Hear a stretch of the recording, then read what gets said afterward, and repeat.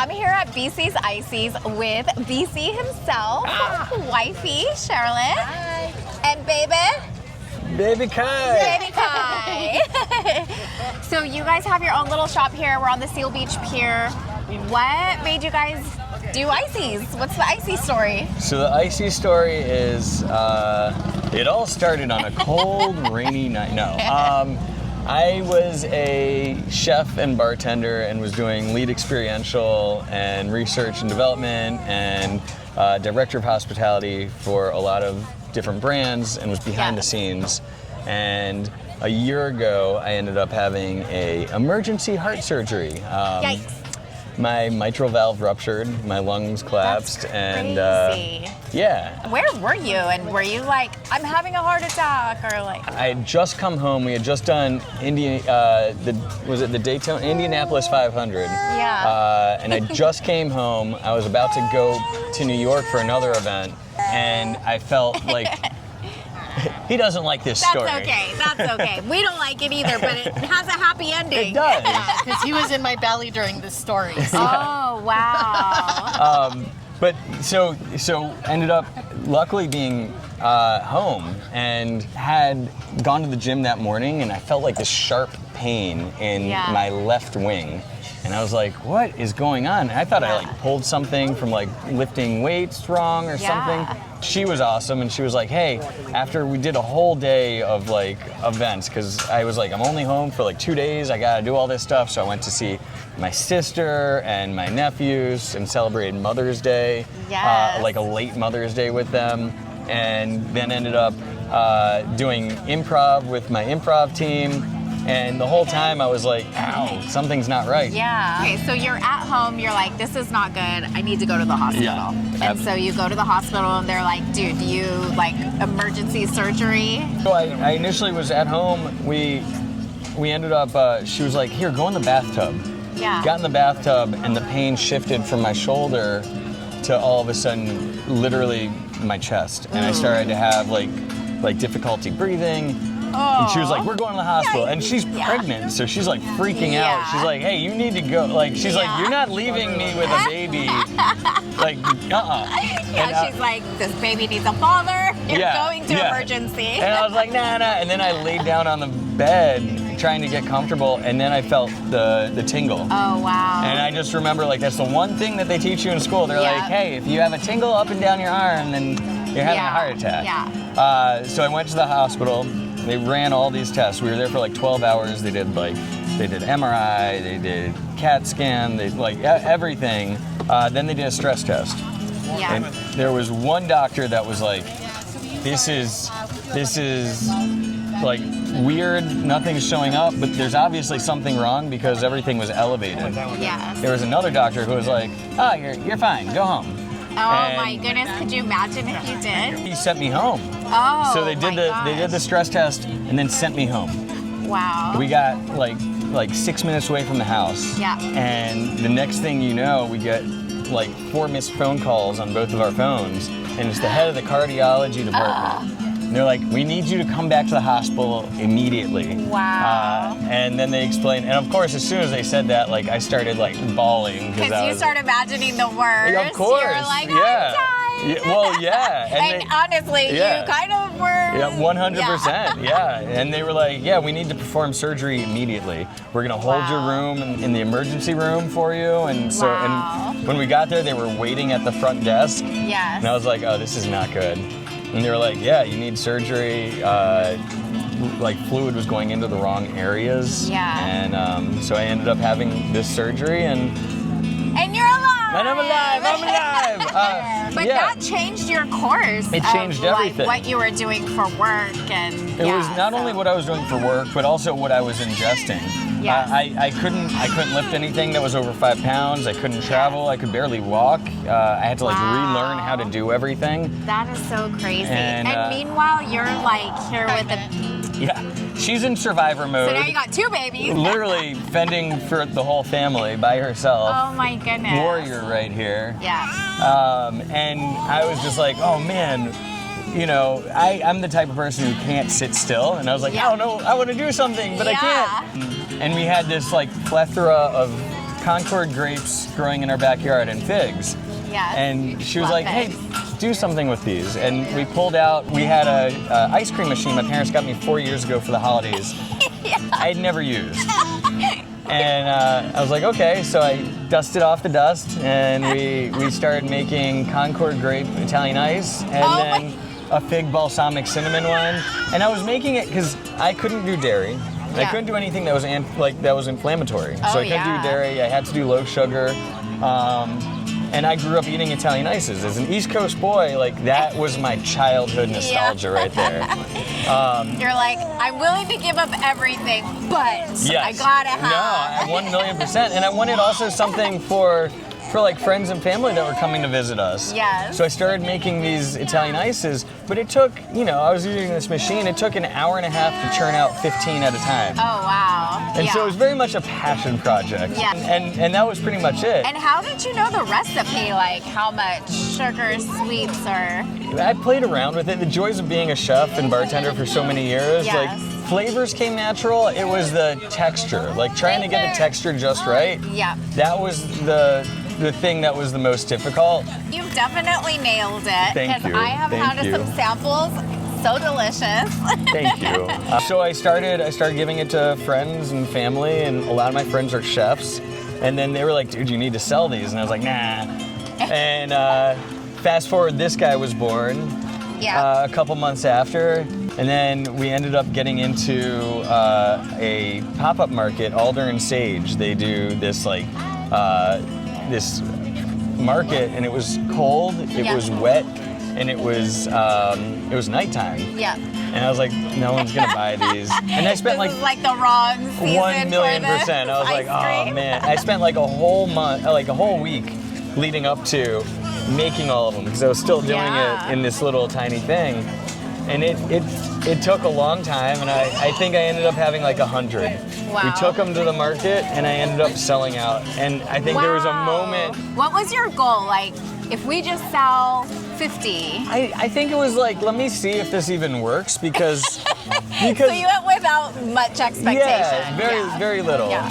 And then they invited us back a couple weeks later. Wow. We did the next one, and I was like, you sold out. That was a huge accomplishment. It was, but it also was one of those things where I was like, nah, that's just a fluke. It's a weird thing. Like beginner's luck. Yeah, like my parents were there. My sister, I think, came. My wife and the baby were there. So I was like, okay, it's friends, like family, neighbors, like they were all coming to like support.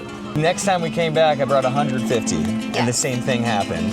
Wow. And at this point, I was like, wait a minute.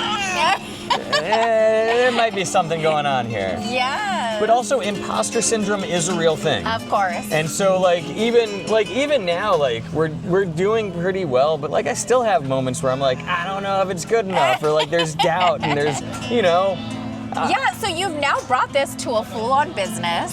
You're on the, what do we call it? The market racket. What do we? Where are you at? You're here, Seal Beach Fridays. Seal Beach every Friday, catch us. But you're in other places too? Yeah, so we are now in 8 wholesale locations, and we're in 11 farmers markets all over, from Malibu all the way to Laguna Hills. Oh my goodness. So you're somewhere different every day. Oh yeah. Like Thursday night you're here, Friday you're here. Wow. Yeah, it's been fun, and like I'm really fortunate because there's like angel businesses. Also, much like you, being a community cheerleader and just being an amazing soul who are able to be here and engage with us and just hear our story and also try our wares. Yeah. So you're making out of your kitchen. Take us from kitchen to bigger kitchen. Yeah. I love Long Beach Creamery. They have some of the most unique, amazing flavors, and they just do some really cool things. And the other added bonus is Dina is also a South Wrigley neighbor, and so we were like, I need to just see what she thinks of this. I was taking it to like places where I respected the business and just being like, how can I make this better? So that imposter syndrome still kicking in, big time. And you're like, no, I need this verified by somebody. I need it verified and how I can like improve, right? Because we're always constantly trying to improve, and I just wanted to put out a really good product. I totally get that, because even like on the real estate side, if another real estate agent tells me like, hey, that's a nice whatever presentation, or hey, the way you said that, yeah, it makes a big difference. So I can see why you'd want other ice cream people to check out your stuff. Yeah, I was like, okay, you guys are doing something right. So let me see what I can, your flavor palette is above and beyond. So let me see what I can do to improve. So you gave her some samples. I left samples with her staff. The next day I get a message from her and she's like, hey, can you meet me? And I was like, oh my God. And so I ended up going in there, and it was the most surreal thing, because literally I came in and her team is eating my Icys that I had dropped off, and I was like, what do they think? Yeah, and she was like, these are amazing. I would love to feature them.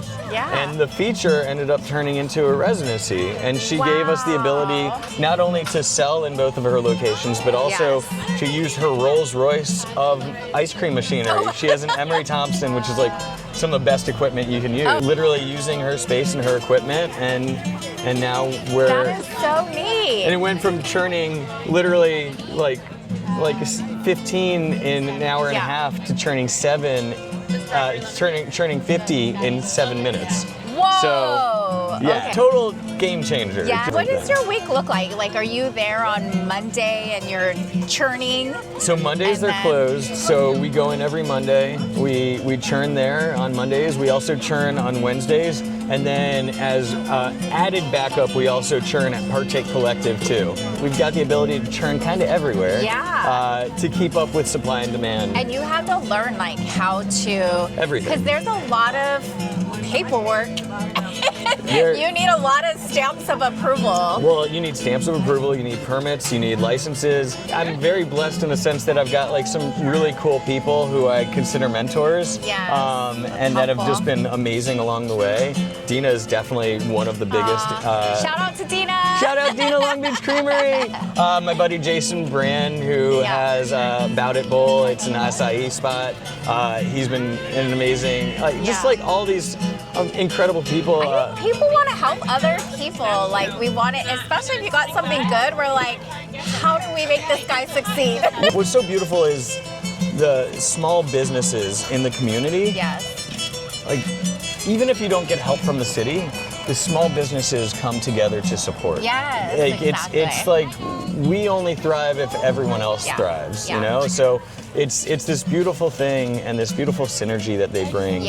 That you can't get anywhere else. And it's the most heartfelt, touching thing to be able to have that, where I think more and more people are appreciating small business. The hustle, the work hard, it's not easy by any means. Also, that's where authenticity comes from. I'm not saying obviously every small business's dream at some point, most small businesses, is to eventually be a large business corporation. Right. And so you are selling wholesale now. Yes. So where are you selling? We're at Marina Wine Bar. Oh, yeah. Okay. We are at Dilly's in Long Beach. Actually, they have an exclusive flavor. Both those companies are companies that were like, oh, you're doing something cool. We want to get you involved. Yes. Stuart is with the Chamber of Commerce, and he was like, he was like, oh, I want to get you on our podcast. I want to tell your story. Awesome. I also really want to support your business. Yes. Brian at Dilly's was like, oh, these are amazing. I'd love to. He's also an incredible chef, and he was like, I'd love to feature this. And then he found out that we could do a pickle one. And he was like, hey, try. I know, I'm really interested in that one. It's so good. It's one of those things where you're like, I want to like this, and this is so confusing because it's a weird a pickle lemonade Italian ice. Oh wow! It works so well, and it's their bread and butter pickle brine that we use. I need to go try it. It's so good. That is. Let's talk about your Icys. You said health because that was important to you, and they are gluten free. And they're vegan? Correct. Okay, yeah. So basically guilt-free. Yeah, well, they're still desserts. They're a healthier dessert. True. But they're still desserts. Yes. We do add some form of sweetener to them. We use either whether it's organic cane sugar, free of bone char, or whether it is coconut condensed milk, maple syrup, date sugar, or we've been playing recently with allulose as well for type 2 diabetes. Oh, okay. That's helpful. Oh yeah. So we basically wanted to make something initially we set out to make something that I could enjoy, and then we realized that it was something that was more of an all-inclusive dessert. Yes. Because, you know, desserts shouldn't be exclusive to certain people and their dietary standards. Yeah. We wanted to make something that everyone could enjoy. Yes. I love that. I have a cousin that's gluten-free, so when she comes out to visit, we are gonna find what market he's at, and we'll stop by. You'll have to, especially the chocolate-covered pretzel, which has gluten-free pretzels in it. Yes. How do you come up with your flavors? You have some weird ones. Yeah, I mean, He's a wizard. she calls me a wizard. My parents would probably say that I'm a little weird, depending on which direction. But they work. I mean, I tasted them all, and they were all good. I was like, how is this even working? Thank like you. the lavender one. The blueberry lavender, Yeah, that was real interesting. I was like, It's also like one of those things, I get to be inspired every day in Southern California with the produce that we have. Yes. And being in these farmers markets and being able to be like, oh, I want to use these berries. Or actually, we started a series on our Instagram called Will It Icy, where someone comes up with a weird ingredient and we then take that ingredient and see if it turns into an icy. I love that. So the weird ones, that's how the pickle one started. Yeah. We had avocado, and we ended up doing an avocado with mini sago. We're in talks right now with a boba shop for it. Oh my goodness. We did cool. a olive oil one. And Interesting. we did olive oil lemon poppy, and we're in talks with a bakery right now for that one. Oh wow. You started off with your grapes at home and your dates. So now, where do you get all your produce, or you just farmers shop it? markets? We're in a farmers market almost duh. every day of the week, and it's really cool because we get to work and collaborate with local farmers, and so it is a whole community thing. Yeah. We get to be involved with that. We also have had some incredible produce that has been donated by amazing farmers cool. and locals, and it's a wonderful thing. And for that reason, your menu is always changing. Absolutely. And that's Okay. also, it's fun because then you don't have to adulterate like the ingredient that you're using. I've had people who, like a couple months ago, were like, oh, you should do watermelon. But watermelons weren't in season. And if I was going to do watermelon, I was going to have to add sugar and citrus and everything else to change the profile to adapt to making it. I love that. Keeping its like quality. Which is why I'm really excited right now. Like melons are in season, stone fruit's in season. Yes. Like we just had cherries in season. The season just ended, but like we were doing a cherry vanilla chip, which was using the last cherries of the season, fresh vanilla pod, mature coconut as our cream base, and then cocoa nib. Nice. What's the most popular thing on the menu? It does rotate based on like kind of like what we have. I think for the adults and the elevated palate, typically the pistachio or the amaretti are like some of our most popular. Okay. I would love to try the pistachio. Yes.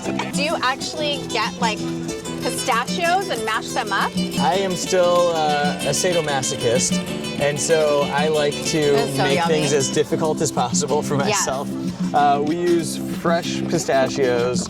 We make our own pistachio beverage, really good. our own pistachio paste, and then we blend them with mature coconuts that we crack open by hand and blend as well. Wow. So that way you get the creamy notes from the coconut, and then you get the flavor all from the pistachio. You do get coconut in there. Yeah. Yeah. It is really good. Yeah. So the texture is like very icy. Yeah. It is like a sorbet almost, but like a little bit more. The best way to describe it is probably like sorbet meets a shaved ice. Yes, that's the perfect way to describe it. If sorbet and shaved ice had a baby, that would be what they would have. It is. All right, what do we got next? So next I would say, so we always do a version of a lemonade, whether it's lemonade, strawberry lemonade, or a calamansi lime. This is the strawberry lemonade. So we use I love strawberry organic ripe strawberries. Organic? Yes. Whoa, okay. And then we use that's some quality right all there. of the lemon juice, lemon zest, lemon pulp. Ooh! Yeah, so it's gonna make you go. I love it, but I like sour candy. Yeah. And it's not overly sour, but you definitely get that lemonade in there with the strawberry. Absolutely. They're really good. Thank you. It's so fun standing here and getting everybody's reaction about how yummy everything is. Thank you. I feel the same way. It's still one of those things where I'm like, wait, Really? You like it? You like it? You really want to buy really, one? really You want like to pay me for this? What's the Sally Fields line? They like me. They really like me. I kind of feel that way every time. I'm like, So somebody asked you if you'd been to Italy before, and yes, you have. Yes. Are you Italian or? no, but I grew up eating these. This is Yeah. this was my childhood nostalgia in a cup. But you are onto something so good because you. every flavor is delicious. Thank you. Yes. I want to try the lychee coconut. Absolutely. Yeah. You're like, wait. I'm like, I'm missing one here. Absolutely. So this one we use young coconut and lychee. I'm not a big fan of lychee, but I still want to try it because sometimes it tastes different. Yeah. Hi, would you like a sample? Come on over and find out. Oh. Yeah. I take it back. I like lychee. Yes. Which flavors are calling out to you? You pick a flavor, whatever you see there, it's gonna taste like that. Strawberry lemonade. Strawberry lemonade, you got it. It's a winner. There you go. Which flavor would you like to try? I'll try the orange dreamsicle. Orange dreamsicle, certainly. Thank you. You can try more than one flavor too. And the lychee coconut also sounds Absolutely. good. It's really Certainly. Would you like to try another flavor as well? They're really fresh, right? They're gluten-free and vegan Yeah. too. Oh, nice. Yeah, just kind of an added benefit if you're gonna have a First time dessert. here? It's my second time here. Came back for more. Oh, okay. I'm also a big fan of seeing people's reaction when they Yeah. try them for the first I time. know. I think you do it more for you than for the other absolutely. person. You're like, I just want to Because see, there is see a them thing smile. such as decision fatigue too, and that so is really good. so like sometimes it's like too many choices. Catch us every Friday right here at Seal Beach Farmers Market. My name is BC. I'm Charlotte. This is Kai. Sleeping on the job. This is our CEO right here. Always complains and cries when we're doing the wrong thing. And between Charlotte and BC, you have BC's Italian Icys. Can't wait to serve you. Come chill with us. The coolest thing on the street. Even your mom thinks we're cool.